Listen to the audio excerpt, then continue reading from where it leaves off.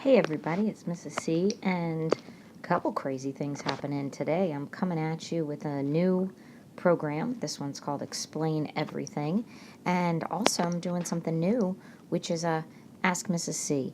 So Ask Mrs. C, you submit me the questions. This one's thanks to Frankie. Shout out to Frankie. Yay, Frankie.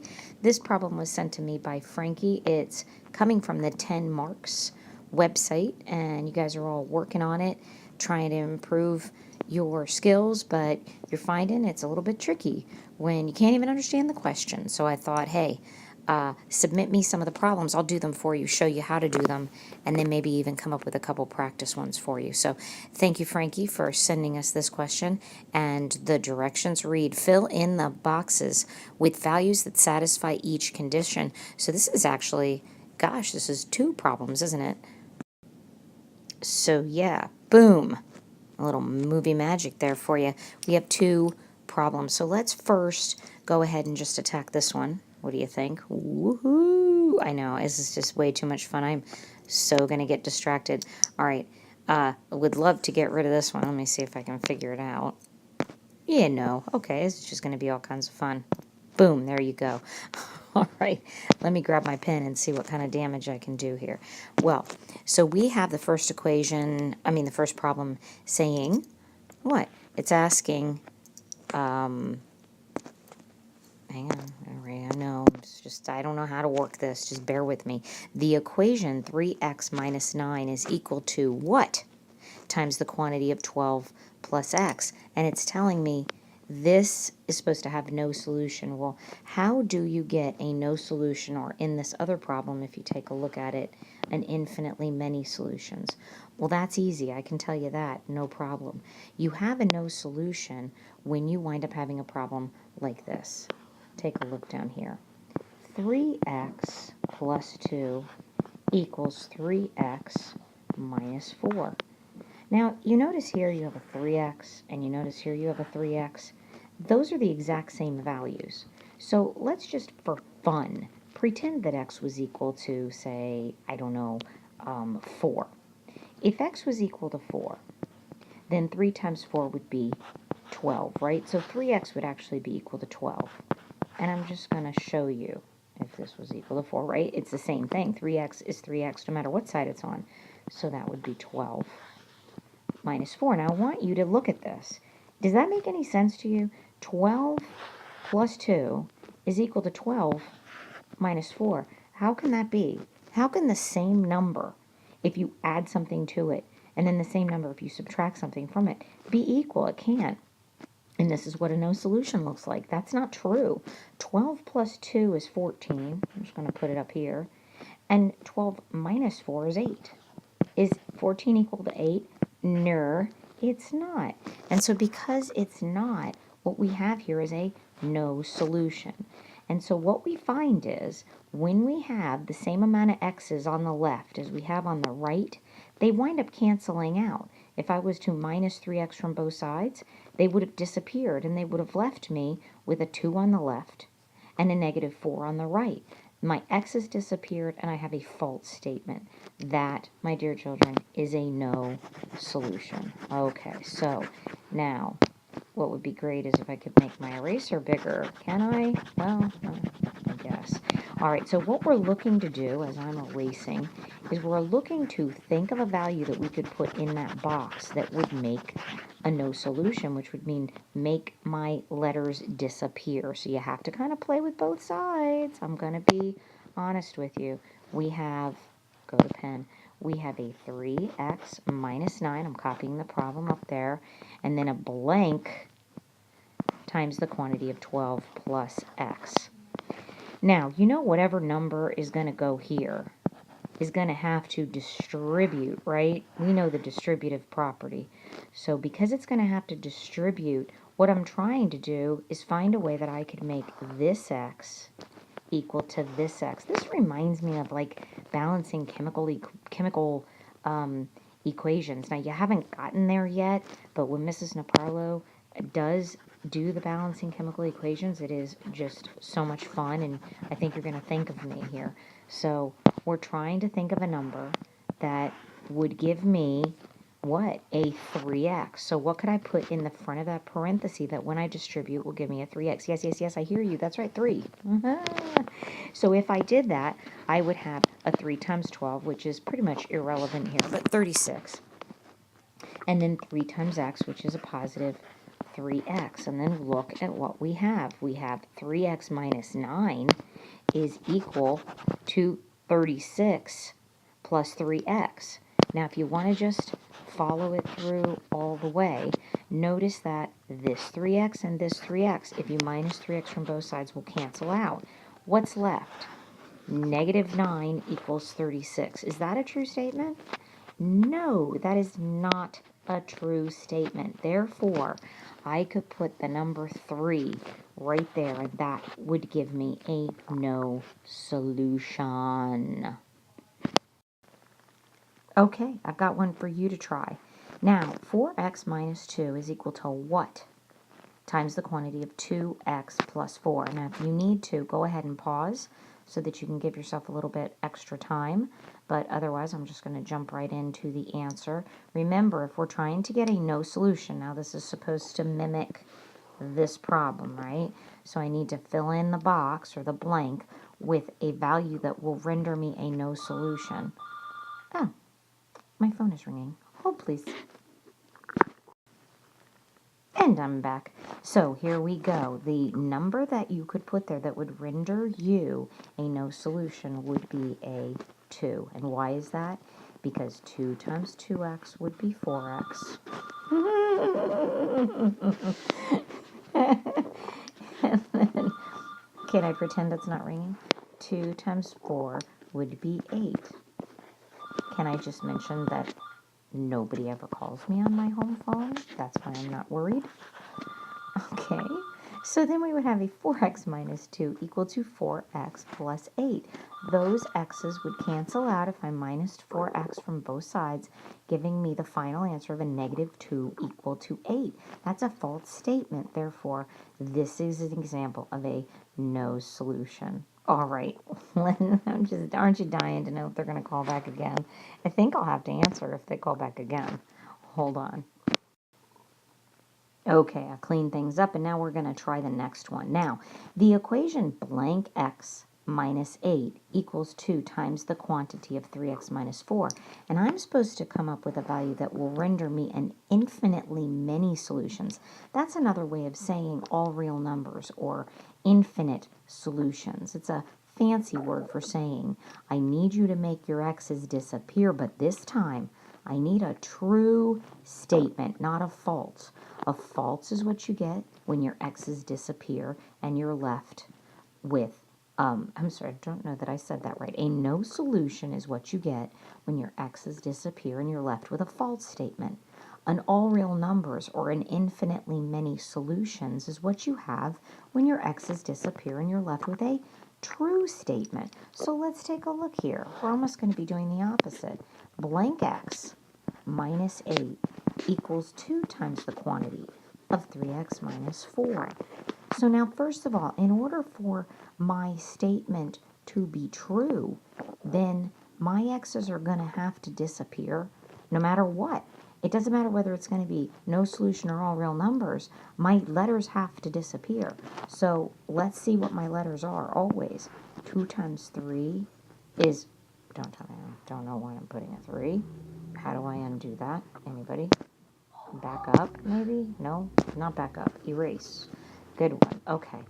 2 times 3x is 6x minus 8. I've got that on the right. Now, I need what? I need a 6x. The only way to get these x's to disappear is for this to be a 6. So if it's a 6x minus 8, the x's would cancel out, and look what's left. Negative 8 equals negative 8. That is true. So that means this answer would have to be a 6. Now let me give you one to try on your own. I don't know if I can think of it on the fly or if I have to pause. Let me see if I can pull it off thinking on the fly. All right, I want to give you one that's maybe a little bit different. Okay, I hope this one works. All right, what would go in the blank? I want you to try to figure this out on your own. That would give you an infinitely many set of solutions. Take a look at it. If you don't know, go ahead and pause it because I'm going to, spoil alert, here I go. All right, remember my x's have to disappear. So in this case, for this to give me a 4x, which I need to have the exact same thing, then I'm going to have to make that a 2. And hope that the back number actually works out, because there's really no other way to do this. So the 2 times 2x would give me my 4x, but watch out. 2 times negative 4, that is a negative 8. Oh, I kept with the negative 8. That wasn't very original, was it? The x's then would disappear, leaving a negative 8 equals a negative 8 again, and then that would be an all real numbers or an infinitely many solutions. It depends on how you want to say it. All right, I'm going to get rid of these. I'm going to give you one more to try, and then I'm going to go to the next question. Frankie, this is an awesome question. These are awesome ones for us to practice together. Hang on 1 minute. Let me think. Okay, everybody, here are your two to try. The first one, 15x minus 2 equals what times the quantity of 3x plus 4? I want you to get a no solution. That right there is the symbol for no solution. So the next one, trying to erase it. Sometimes it erases and sometimes it doesn't. All right, now the next one is what x? How many x's plus 8 will give you a negative 2 times the quantity of 3x minus 4. I want that one to be all real numbers, and that is the solution for, that is the symbol for all real numbers. So go ahead and give those a try, and then I'll show you the answer, or explain the answer. Just pause me, and I will get to it as soon as you're ready. Okay, so here we go. Remember, for a no solution, I need my x's to disappear no matter what and have a false statement. In this case, I would need to make this a 5. Then my 5 times 3 would give me my, I'll write it up here, 15x. And the 5 times 4 would give me a positive 20. 15x minus 2 can't be the same as 15x plus 20, so that's a no solution. The answer to that question would be the 5. Now let's take a look at the next one. I need to get the same thing as a negative 2 times 3x is a negative 6x. What do I have to put there in the blank to get a negative 6x? A negative 6. And then I just have to hope again that that negative 2 and negative 4 is going to give me a positive 8. Yes, it does, because I made it so that it would. All right, guys, that's how to do those kinds of problems. So when you see them, hopefully this has given you a little bit better of an understanding. And let's go on to the next type of problem. This problem comes to us from Rob. Yeah, there you go. Lauren submitted this one. Thank you, Lauren. You are such a sweetie pie. The problem that she gave us, and I know you've seen these before, and you're probably thinking, thank you, Lauren, for submitting that, because I don't know how to do it. The rectangle and the trapezoid shown have the same perimeter. What is the value of x? Now, it's kind of hard to see those. I'm just going to write it a little bit bigger. We have an x plus 3, and this side is an x. And then we have this is an x, and this one is x plus 1. And it looks as if that says 5. Here it says 5 or it says S. I'm hoping it says 5 because I wouldn't know what to do with an S. All right, now, guys, perimeter. This is just like Farmer Jim. I know, freaking you out a little bit, but it's no different than Farmer Jim. We know that this rectangle, this x plus 3, x plus 3, when you add up all the sides, it's going to give you the same thing as this trapezoid. That's x plus 1, x plus 1, and 5. So if you add them all up, add up all the sides, you're going to get the same thing. So let's just add up all the sides, but let's go over to the rectangle first. X. How many x's is that? That's 4 x's. And let's do 3. There's nothing on that one. 3. There's nothing on the other one. How many total numbers by themselves? They're called constants. What's the value of your constants? Plus 6. 3 and 3 is 6. That's equal to, you see that, to everything you're going to see on the other side. X. Oh, no x down there, so we have a 1, 2, 3 x's. And let's do the numbers. Here's a 1, here's a 5, here's a 1. What's 1 and 5 and 1? That's 7. There's your equation, guys. That's all it is. Solve the equation, find out what x is. I'm going to write it up here if you don't mind. 4x plus 6 is equal to 3x plus 7. And then this should be pretty straightforward. We're going to minus the 3x from both sides. Bam! X plus 6 equals 7 minus the 6. This is getting easy, right? This kind of algebra is getting easy. Then we have 7 minus 6. That's 1. That is 1. Do we have a check step on this? Anybody? A way to check to make sure it's right? Yeah, there's a way to check to make sure it's right. You go ahead and you sub in those values and see if the perimeter is equal. If x is equal to 1 over in this rectangle,